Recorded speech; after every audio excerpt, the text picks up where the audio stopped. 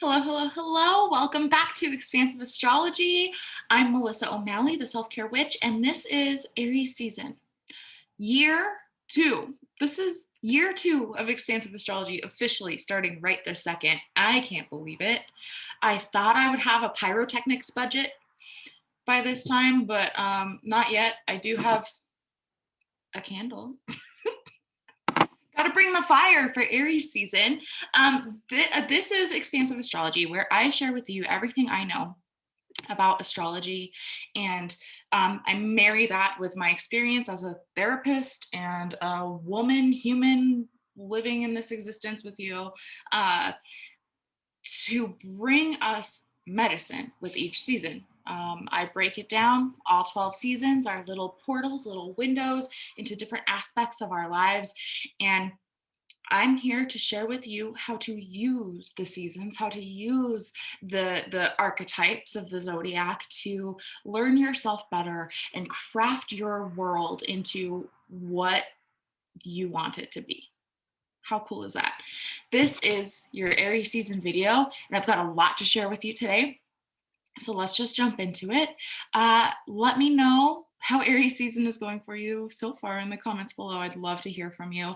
Let me know what you're taking from this. Let me know what your favorite thing about Aries is. I'd love to chat with you down below. So Aries, the theme for Aries is I am. The phrase for Aries is I am. And Aries rules the first house of self. So this season, we're doing a whole lot of unpacking and exploring and investigating and crafting of ourselves. Who are you? Aries gives birth to the new year. That's the first sign of the zodiac, and we can fittingly compare Aries energy to a literal birth. I've been present for a birth and I've given birth myself. And anyone who has experienced birth in any sort of way knows it ain't no joke. Birth is no joke. It transcends time. It is primal. It is fierce, and everyone who witnesses it is aware of its power. Right? The world changes when a newborn baby comes. The newborn baby doesn't care about the tearing. It doesn't care about the carnage it's leaving behind. It doesn't care about the work it took to get there. It doesn't care about the noise it makes as it's learning its new lungs in this new space. It simply does not care about how much noise or discomfort it causes when it takes its space. It's going to ask for what its needs are. It's going to ask for what it needs, and it's going to make itself known shamelessly and loudly without a second thought. Here's an Emily Dickinson quote. How strange that nature does not knock and yet does not intrude. That's Aries, or that's empowered Aries. And that's something that we're going to work on the season, is taking the space, being shameless, embracing our birthright to be and to be big, without intruding, without stepping on others, without taking up too much space. Aries is also like a seed leaving its shell. It creates destruction, bursting through its shell. And we don't know the seedling's inner process, right? But maybe it's like us. Maybe while it's about to expand past the confines of its shell, it's like uncomfortable and contracted and fearful. It's like, oh my God, no, but it's so safe in here. I've grown to fit it, this shell, so nicely and cozy. I get everything I need in this shell, but and I don't want to burst out of the shell. I like it here. I'm safe here. Maybe that's what the seedling thinks, but it does the damn thing. It bursts out of the shell, traveling through the darkness with a sense of trust and faith and knowing, following the sun, following the fire to bloom and get to where it needs to be. So inspiring. Like, can we embrace some of that energy, right? Fire is fierce, fierce energy. And Aries brings the fire at the very start of the zodiac. It has the power, fire has the power to heat and warm and sustain and cleanse, right? And provide. And it also has the power to fucking destroy and devastate and tear through anything that's in its path. And Aries brings the fire, baby. How can you bring the fire? How can you honor your fire? Do you control and guide your fire? Or does it, when you tap in with your fire, does it aggressively burn and destroy? Aries invites us to consider how we approach the world, the impression that we make, our effectiveness in running our mini empire, our self-confidence in using our voice and taking up space. And speaking of running your own mini empire, let's chat about the emperor a little bit in the tarot. Aries is ruled by the emperor. So we get to explore um, all kinds of things related to ruling. What kind of emperor are you? Are you a dictator or are you a leader? What kind of advocate are you for yourself and for others? How do you embrace power? Do you shy away from it? Do you give it to others? How do you exhibit leadership and control over your life? Beware of shitty emperor energy, right? We've all seen it. We all know what that looks like. Aggressive leadership, dictatorship, unwillingness to collaborate or hear feedback, selfishness,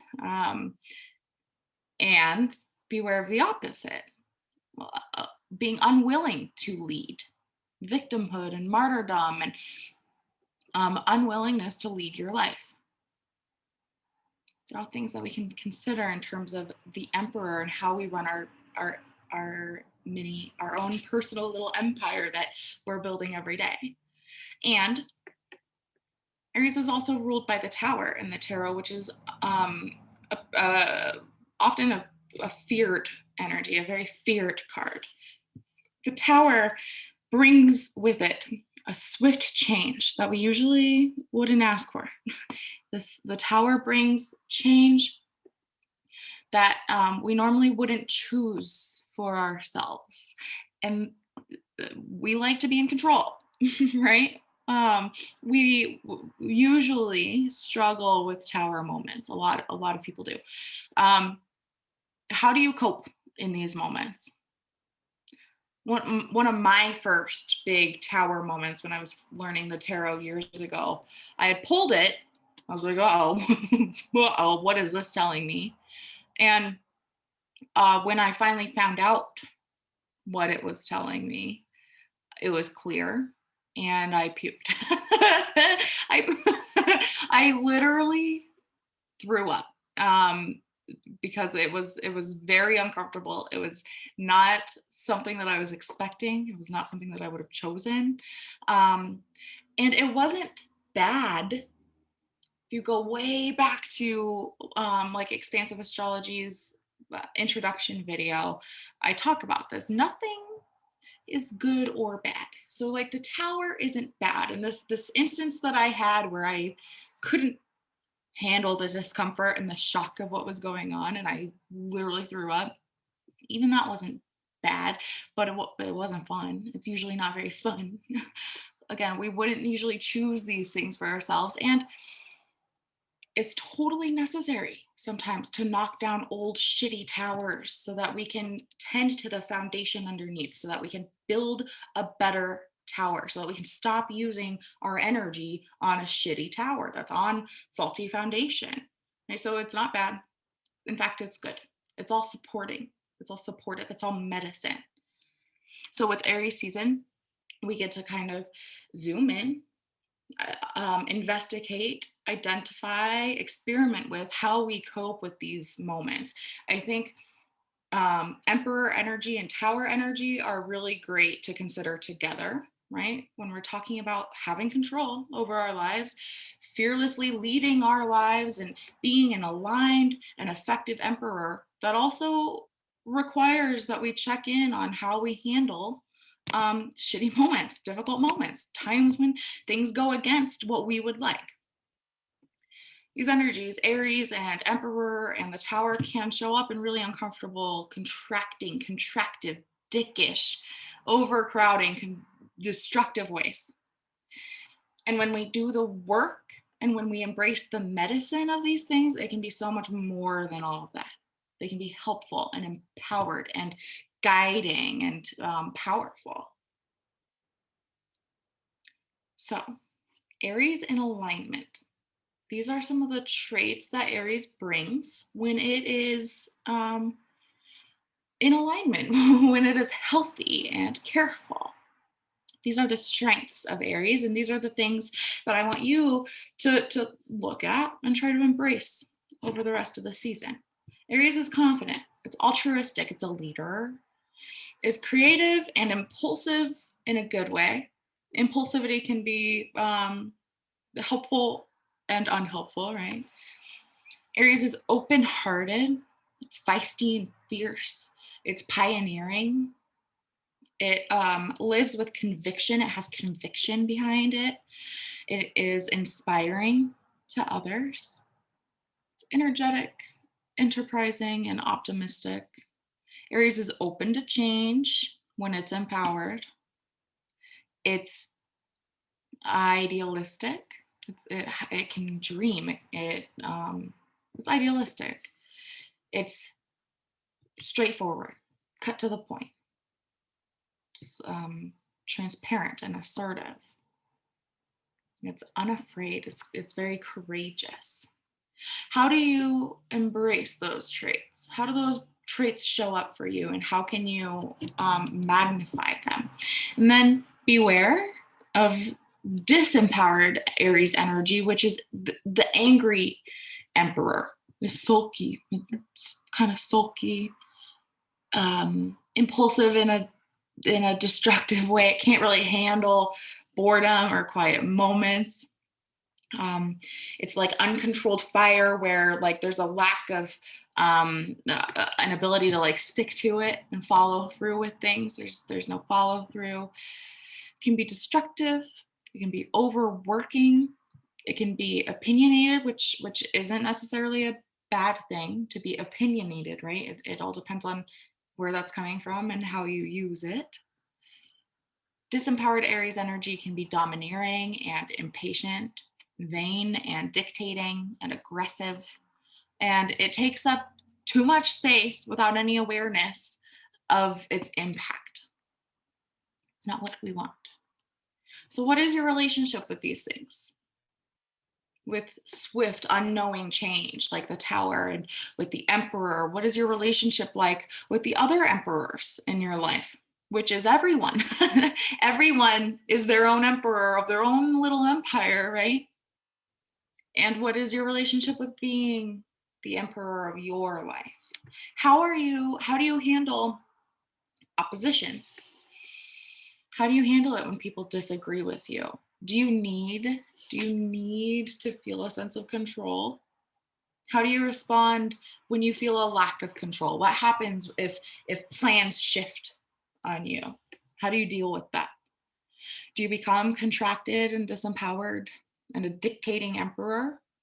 Do you freak out? Or do you stay aligned and expanded and expansive and willing to go with the flow and just lead your life? How do you deal with Tower moments when the lightning strikes and shows you what needs to be rebuilt? Are you willing to look, or do you like look away and ignore? Ignorance is bliss type of vibes. Do you become very scared and disempowered and victimized when things change, when things don't go your way?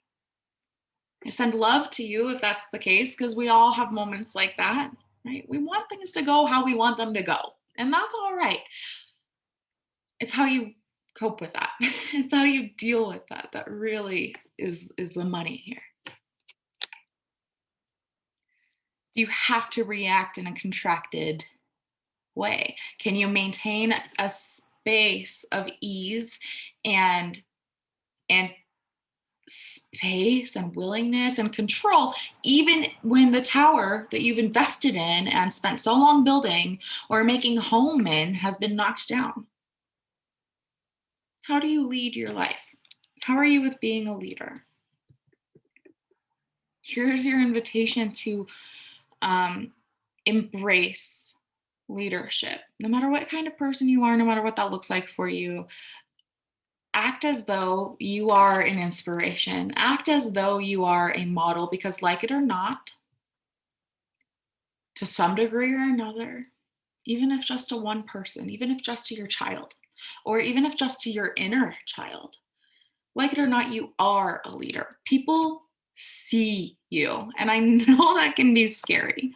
I know that many of us would prefer to be invisible and not perceived whatsoever, but I hate to break it to you, people see you. How does that feel to be seen? People look up to you. They like you. They dig you. Whether you're comfortable with that or not, whether you seek that out or not, it's true for every one of you listening to this. They look up to you to see how to be. How does that feel to hear and to think of? Do you like that? Does it scare you? Do you shy away from it? Do you embrace it? What are you going to do with your impact? And I encourage you, I'm asking a million questions today. I'm going to ask, I'm already count the questions. But there are some that I really want to encourage you to like really dig into and journal on and reflect on. And that's one of them. What are you going to do with your impact? Another question that Aries brings us is what is your relationship like with space? I like the idea of space literally and like metaphorically, an abstract idea of space, like emotional space, um, space to feel and be and breathe and change and flow. And then like literal space. How are you with space? Are you aware of how much space you take up? Are you hyper aware of how much space you take up? Again, we're talking about space in really practical ways, like how many drawers you take up in the dresser and the amount of space you take up on the subway, as well as like emotional space, like your willingness to call friends for support without feeling like a burden, your willingness to unmute yourself on the Zoom call and ask the question or say the thing, your ability to hold space for other people's emotions without getting defensive or stealing the show somehow, one upping them. Do you respect other people's need for space? And let's consider some really uncomfortable truths when it comes to space too. Privilege and oppression fall under this category. Oppression causes or forces us out of our space, people out of their space. Um,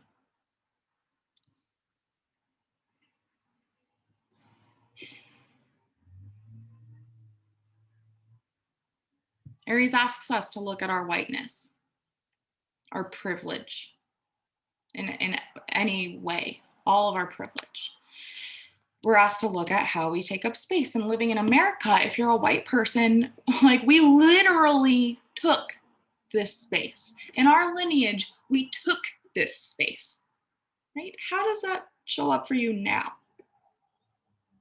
There's a lot of people have a lot of resistance to acknowledging um, some of the ways our lineage or some of the ways that we need to be responsible for for the damage that has been done by our ancestors, right? That can be very uncomfortable and it can feel like it's not our responsibility. And it is. It just is. Do you make the reparations and hold yourself accountable and responsible for doing what you need to manage your space and amplify oppressed voices? As a white person, you may feel shame or quiet about this or unwillingness to look at it. And does your shame keep you from taking an honest look at how you show up to these issues? This is all part of the medicine of Aries, is looking at how we take up space, how we've taken up space in our lineage, and taking responsibility for the space that we hold now, using it responsibly. So explore the pieces of you that are privileged, and the pieces of you who are the most quiet or the most oppressed, the pieces influenced by generational trauma, the pieces that have been oppressed and disenfranchised. Are there things in your heritage or ancestry that have historically been quieted or enslaved or shut down? Consider your identities that have been oppressed in society today and historically. What did those pieces of you bring to the table? Those quietest pieces of you, what did those pieces of you bring to the table? What did those pieces of you bring to your empire? And how have they been quieted? How can you honor them, grieve for them, give voices to them? Consider what has, and this is very uncomfortable work. Reflect on this. What has made you quiet? What identities are quiet? What experiences and feelings of shame have made you quiet? What has made you afraid of expression, expansion, and change? What needs to be undone there? Again, I really like the idea of what do those pieces of you bring to your table? And can you give voice to those pieces of you? I had an experience with a client recently who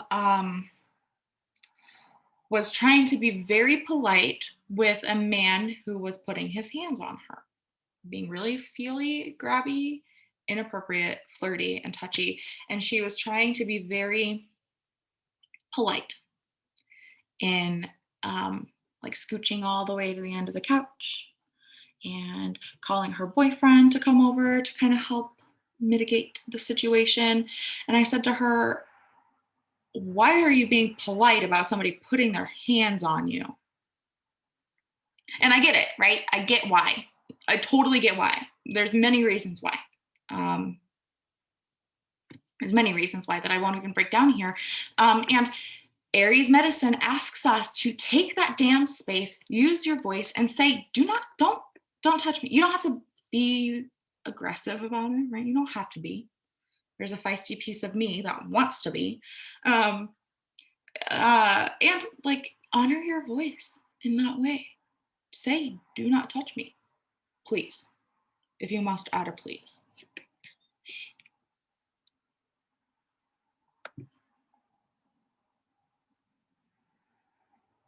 How do you take up space? Are you responsible with your space? Today and historically, you yourself and your lineage, how can you be more responsible with the space that you hold? Aries also has us consider, what do you do when somebody opposes you? Do you contract in some way? And that can either look like an emperor saying, off with your head, fuck you, I don't need your opinion, right? That's very contracted. If somebody opposes the emperor and the emperor freaks out and contracts and goes, fuck you, I don't need you, you're banished, burn the bridge, right? Or it's contracted to kind of like fall on the other end of the spectrum of, oh my God, oh no, oh fuck, you must be right, I must be wrong. What should I do instead? Shifting your opinion because someone opposes you, right? How do you handle it when somebody has a different opinion or doesn't agree with you? And what would feel the most empowered? Both of those examples that I gave, either fuck you, off with your head, or oh my gosh, I must be wrong, what should I do? Those are both disempowered energy, where don't be fooled. Sometimes the fuck you, get out of here, I'm burning the bridge can feel very empowered because it feels very powerful. But feeling powerful and feeling empowered are not the same thing. Nay, nay. Taking feedback, hearing it, That's empowered. Holding your ground, if appropriate, that's empowered. So where do you fall on that spectrum? And how do you keep yourself? How can you keep yourself in a place of empowerment, even in the face of opposition? I'm always using the example of tacos and pizza. If everybody's getting together and you have to decide what to have for dinner, and tacos sound really good to you because you had a dream about tacos, but Susie says pizza, and you're down for pizza, like pizza would be fine. Everybody loves pizza. Um, but like tacos have been on your mind all day. I think it is empowered to say the tacos. Say, pizza sounds good. I'm down for pizza. Is anybody else thinking tacos? At least say it. So important. And then also if everybody's like, oh no, I had Mexican last night, or like, if they aren't down for the tacos, how do you cope with that? Do you let it crush your soul? I used to be the type of person who, first of all, would never say the thing. And second of all, if I did say the thing and nobody agreed with me, that would feel soul crushing. It would feel so embarrassing, even with something as trite as tacos or pizza, right? And Aries brings medicine around that. We can really tap in with experimenting, playing with, like, does that have to mean all the things that my brain would tell me it means? Does it have to mean I'm a weirdo loser because I wanted tacos and nobody else wants tacos? No, no, of course not. Aries is raw. I think of a child, and I know that Aries is like the newborn. It gives birth to the zodiac. So like that newborn analogy is spot on. But I also just think of a child in general, just children. This season, really practice honoring the impulsive little kid within you who just wants to scream because it feels good. Don't alarm your neighbors. Don't wake the baby. Um, but I think of a child who like rocks their toes back and forth just because it feels good, right? A child who demands play or naps or food, right? Children have such a raw energy and such a brilliant ability to follow what feels good without shame or guilt or second guessing or judgment of themselves. And you are innocent and impulsive like that. When is the last time you followed what felt good without second guessing it? When's the last time you took a nap without bartering with yourself or calculating um, how long you can take the nap? When's the last time you ate what tasted good without any sort of guilt or shame or bartering or calculating? Right? Dig into this idea. Adopt an attitude of sacred impulsivity, empowered impulsivity. Like I said earlier, impulsivity can be negative and harmful, or it can be very empowered, like a child. Moderate yourself, right? That's the beautiful thing about being an adult, is that we still have an inner child that we can kind of follow and learn from, but we're also an adult, so we can parent ourselves and moderate ourselves. Don't become unmanaged and unhinged, right? Be reasonable and practice digging into that piece of you. Sacred impulsivity, following your fire. Now, I have a question. What does sacred selfishness mean for you? A lot of us are taught not to be selfish, right? And I love the spirit of that. And selfishness is not a bad thing. Selfishness defined is, quote, concerned chiefly with one's own personal profit or pleasure, unquote. Is that a bad thing, to be concerned with your own profit or pleasure? No. Inherently, that is not bad. It becomes disempowered or harmful when we don't consider the well-being of others, and when we allow our own um, need for personal profit or pleasure to harm others in some way, right? When we're taking up too much space, that's horrible. It's disempowered and not what we're going for here, right? But sacred selfishness, just putting yourself first, advocating for yourself first, is not a bad thing. How can you embrace a little more selfishness? I know most of the clients I speak with um, could probably stand a little to adopt a little extra dose of selfishness. Just a little bit. Again, not so much that you're trampling on others, but just enough that you're really standing up for yourself and ruling your life, ruling your little empire. So consider the phrase I am. How do you show up to the world? What are your identities? Who are you? Who are you when you're in church versus in the grocery store versus at your mom's house versus in the club?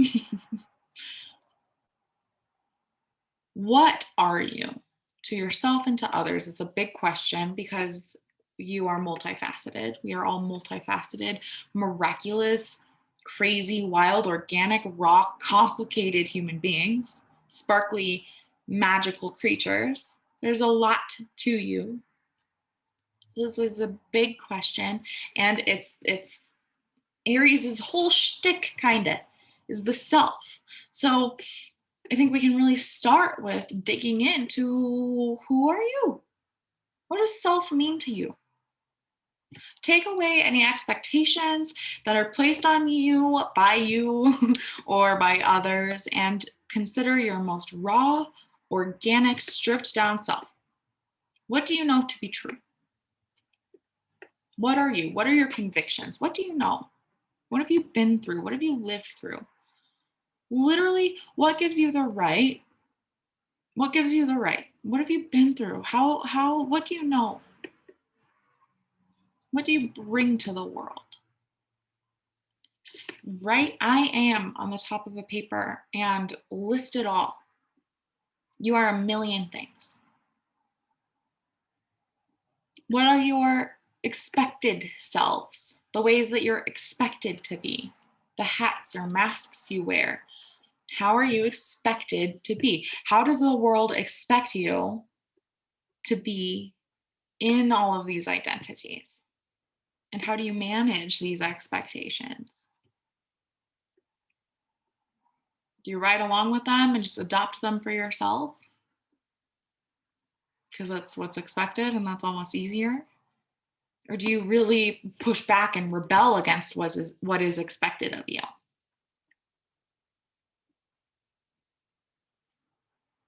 Can we, again, strip it all away and return to your most raw, organic self? What is inauthentic for you? Right? It's normal to have different roles and different masks and identities at different times. Right? We're different in the club than we are at our mom's house, and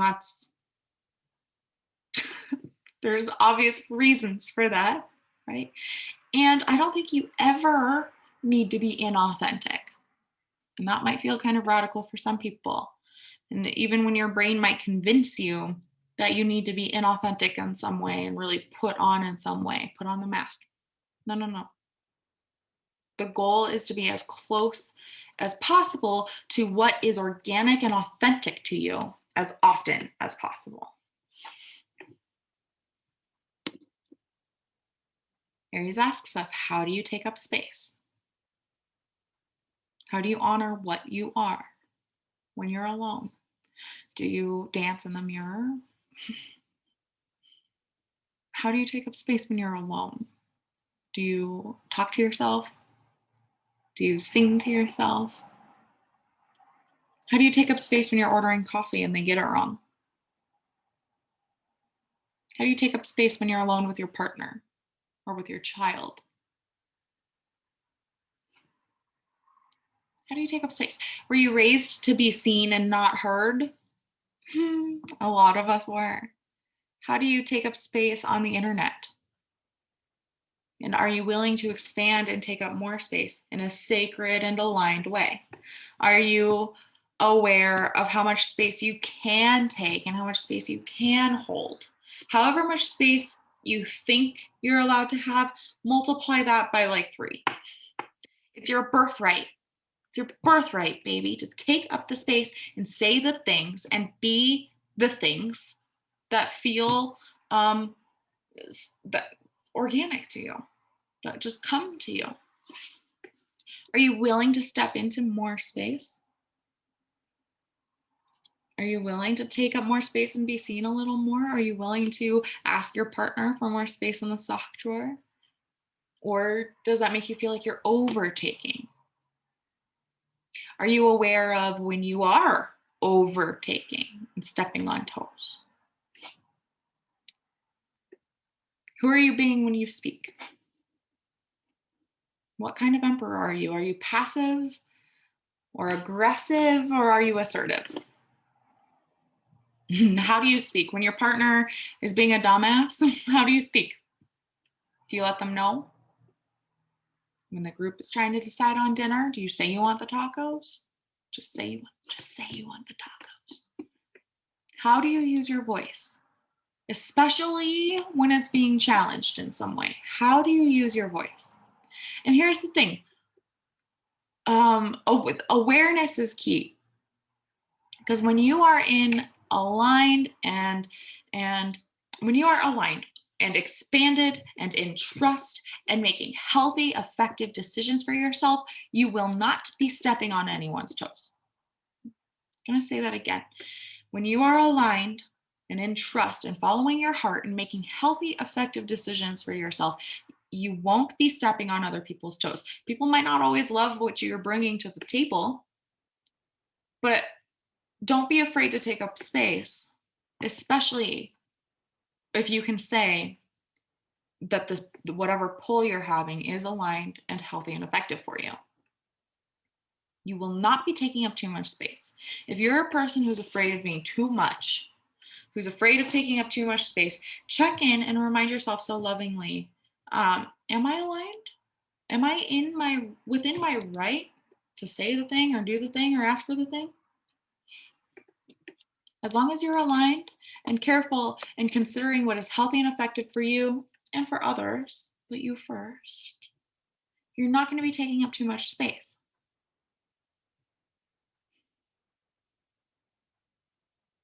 You're not a burden.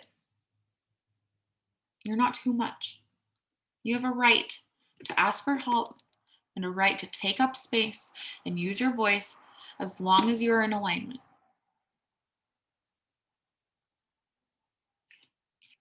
Even if no one listens to you, even if they laugh at you or disagree with you, you have a right to take up space and use your voice and say the thing.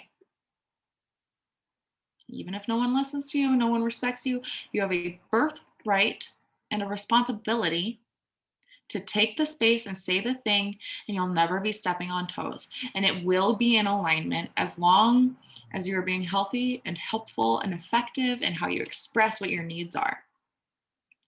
And this also comes down to how you use your voice and how you rule your empire. As long as you're being healthy and helpful and effective in how you express your needs and how you handle it, whatever response you get. And if you need help expressing your needs in a way that is more aligned and expanded and aware and awake, call me, let me know. It's my favorite thing to work on with clients. Aries asks us, what would the bravest version of yourself ask for? What would they be seeking at any given moment? What would the bravest version of you want for yourself?